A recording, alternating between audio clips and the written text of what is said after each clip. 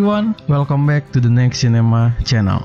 Hari ini di top 10 list ada dari perolehan penonton dari film Indonesia di tahun 2019 yang masuk tergolong sukses dalam perahian penonton di bioskopnya. Gue membuat list film ini berdasarkan metrik analitik dari situs FI atau Film Indonesia dan situs Wikipedia yang udah terbukti keakuratannya. Jadi kemungkinan besar perolehan penontonnya bakal lebih akurat dan lebih terbuktinya juga. Oke, sebelum gue kasih tahu list film apa aja yang sukses di bioskop pada tahun 2019, gue mau ingetin untuk pencet tombol subscribe-nya dan sekalian aktifin notifikasinya. Karena di channel ini gue bakal share semua rekomendasi film terseru dan film terbaru yang pastinya buat kalian terhibur.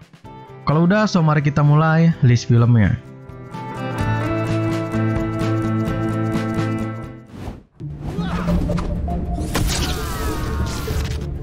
Gundala.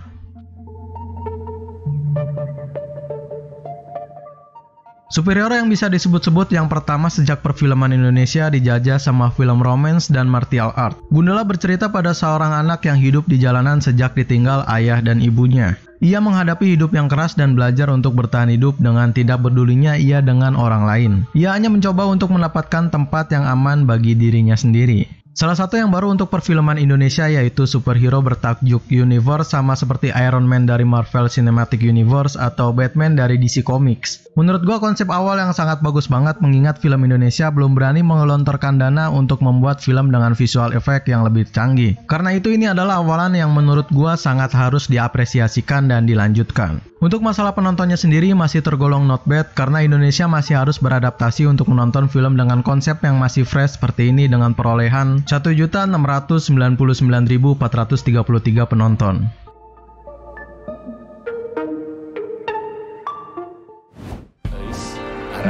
Liburan sekolah yang sekarang kita liburannya di tempat Aki. Keluarga Cemara. Dengan mengangkat tema kekeluargaan dan kisah pahitnya dari keluarga tersebut, film ini bisa lebih menarik kalau kalian tonton bareng keluarga. Atau yang pengen nonton dengan tema-tema mirip seperti ini, ada di list 5 film yang cocok untuk keluarga. Keluarga Cemara berkisah tentang abah yang hidupnya kini telah sirna setelah rumah dan hartanya disita oleh debt collector untuk membayar hutang perusahaan yang menumpuk karena disebabkan oleh kakak iparnya. Pengalaman hidup di film ini sangat terasa banget karena memang filmnya mengedepankan tema tersebut dan seolah-olah kita juga bisa merasakan yang dialami oleh main role-nya itu. Cerita yang boleh dikatakan lama akan di-remake ulang agar lebih fresh dan terkesan gak terlalu monoton dari segi manapun. Ini adalah nilai plus untuk film yang sempat mencicipi world premiere dengan ajang Jogja Netpack Asian Film Festival. Untuk dari segi penontonnya nggak terlalu mengecewakan juga dan bisa gue bilang mencukupi lah. Dengan perolehan 1.700.498 penonton.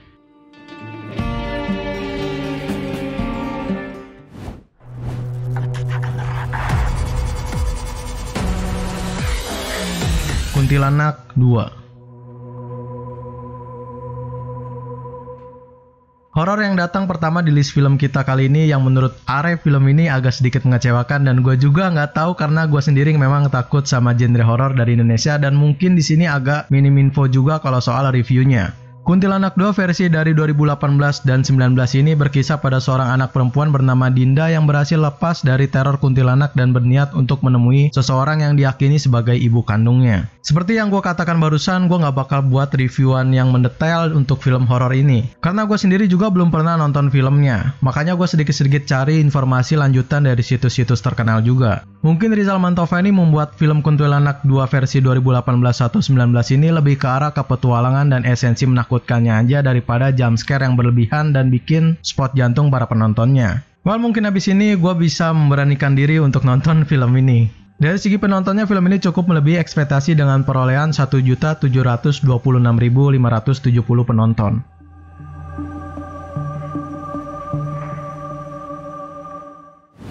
Ya, tapi kan sebenarnya tahu mereka siapa. Iya sih, apalagi kalau orang tua ninggalin harta banyak. Perempuan Tanah Jahanam. Satu-satunya film bergenre drama horror thriller yang masuk ke list film kita kali ini. Perempuan Tanah Jahanam bercerita pada seorang perempuan yang sedang jatuh bangun hidupnya di kota tanpa keluarga bernama Maya. Iming-iming dapat warisan dari keluarganya, Maya yang saat itu sedang butuh modal untuk usahanya pergi ke desa terpencil ke tengah hutan dan menemui misteri aneh dari desa tersebut. Kalau untuk soal thriller dan misterinya, gue memang sedikit lebih hype dibanding cuma hanya mengandalkan horor dan jumpscare-nya aja. Sudah terbukti dengan menjadi salah satu film yang mendulang sukses di bioskop, bahkan sangat terkenal banget di kalangan para pecinta film Indonesia. Esensi kengerian dan cerita yang sedikit demi sedikit menjadi aneh, gua rasa sangat cukup banget buat menjadi film terbaik di genre tersebut. Maka dari itu gue bisa bilang perolehan penontonnya agak sedikit mengecewakan karena mungkin bisa lebih lagi dinikmati untuk para penggemar film thriller misteri di Indonesia. Perolehannya hanya dapat 1.795.068 penonton. Terpaut sedikit sama film horor sebelumnya yaitu Kuntilanak 2.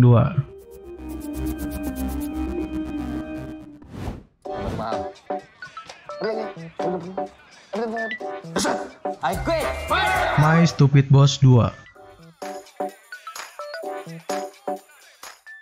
Dari hal-hal horor di list sebelumnya, kita kembalikan lagi ke keadaan happy. Mungkin agar jadi nggak semakin menegangkan juga ya. My Stupid Boss 2 kali ini kembali ke kisah dari Bossman yang sedang krisis kekurangan karyawan pabrik. Akhirnya Bossman berniat untuk mencari karyawan pabrik baru di Vietnam. Pengemasan dan konsep yang dibuat di film My Stupid Boss 1 dan 2 memang menurut gua sudah terasa komplit dan menarik. Tapi dari segi komedinya masih kurang lucu, dan karena balik lagi kalau mengingat deretan aktor dan aktrisnya, mereka menggunakan standar yang biasa bermain romance dan drama. Jadi masih bisa dimaklumi lah. Dan karena itu juga film ini harus puas dengan mendapatkan perolehan 1.876.052 penonton.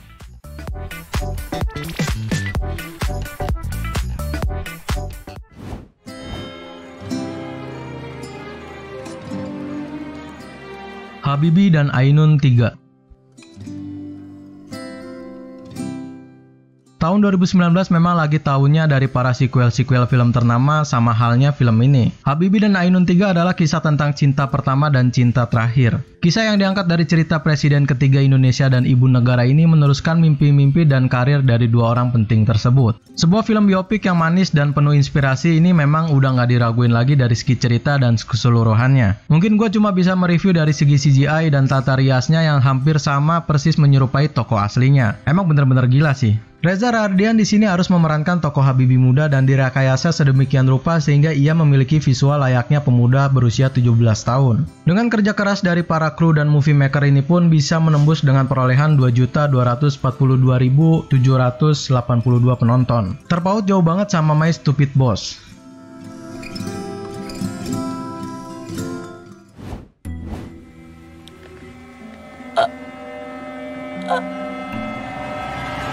Nomor 3, Sunyaruri. Sekali lagi dari film horor yang bisa menyabet posisi teratas untuk list film terlaris di tahun 2019.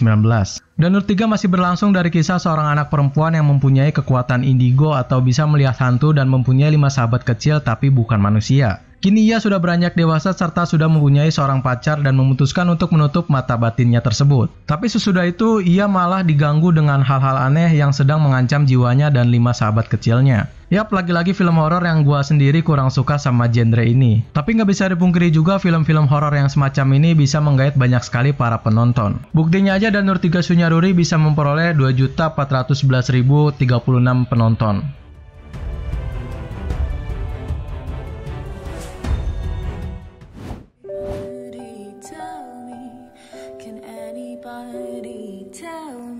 Dua Garis Biru. Ini adalah film yang waktu itu menjadi sebuah kontroversial perihal masalah klasifikasi dari LSF. Dua Garis Biru bercerita antara Bima dan Dara yang menjadi sepasang kekasih, tapi mereka berdua masih duduk di bangku SMA. Pada usia 17 tahun, mereka nekat berhubungan intim di luar nikah sehingga Dara pun hamil. Kisah ini adalah peringatan untuk kalian yang pacaran di masa-masa sekolah, karena benar-benar bisa menerangkan kalian apa yang boleh dan apa yang nggak boleh. Dan karena konsep itulah banyak yang memulai perdebatan perihal film ini layak atau tidak tayangnya di bioskop dengan klasifikasi usia remaja. Walaupun menuai kontroversi, film ini bisa memperoleh 2.538.473 penonton yang bisa membungkam para hatersnya. Gampang, yang susah nyari yang cocok. Kamu udah cantik, cocok lagi. Imperfect.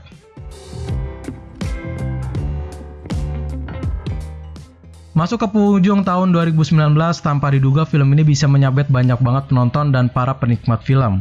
Imperfect berkisah mengenai Rara yang berujung untuk mendapatkan karir idamannya sehingga ia harus mengubah bentuk tubuhnya dari gendut dan berkulit sawo matang sampai bertubuh langsing dan cantik. Kalau film My Stupid Boss memang menarik dari segi ceritanya dan redup dari segi komedinya, tapi Imperfect adalah kebalikan dari film tersebut. Pasalnya film drama ini memang agak sedikit kuat dari segi komedinya, dan bukan cuma itu, dari ceritanya pun nggak bisa dikatakan biasa aja. Pokoknya bisa lebih balance lah. Jadi semua tertata rapi dan nggak ada sedikit pun yang terasa over. Dengan pasti hal itu bisa menaikkan jumlah perolehan menjadi 2.600.062.356 penonton.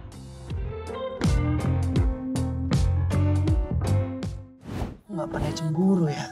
Bisa aku cuma mencintaimu. Dylan 1991. Ya, siapa yang nggak kenal film ini? Pasti film ini terkenal banget bahkan sampai ke semua kota yang ada di Indonesia. Dylan 1991 adalah kelanjutan atau sequel dari Dylan 1990 yang kembali menggunakan kisah cinta Dylan dan Milea yang akan mulai sedikit lebih diuji. Banyak rintangan yang harus dihadapi Dylan dan Milea sampai dengan hal-hal yang menyedihkan pun terjadi. Menurut gue mungkin udah nggak usah direview lagi sih film ini. Para penikmat film dan reviewer film juga udah banyak banget review mulai dari YouTube, acara TV maupun show-show di tempat terbuka dan podcast. Jadi mungkin gue nggak usah review lagi ya kali ya. Dan langsung ke to the pointnya aja ya. Sampai saat ini film Dylan 1991 bisa memperoleh penonton yang sangat fantastis, terpaut jauh banget atau sekitar lebih dari 2,5 juta penonton dari peringkat keduanya yaitu Imperfect dengan perolehan 5.253.411 penonton.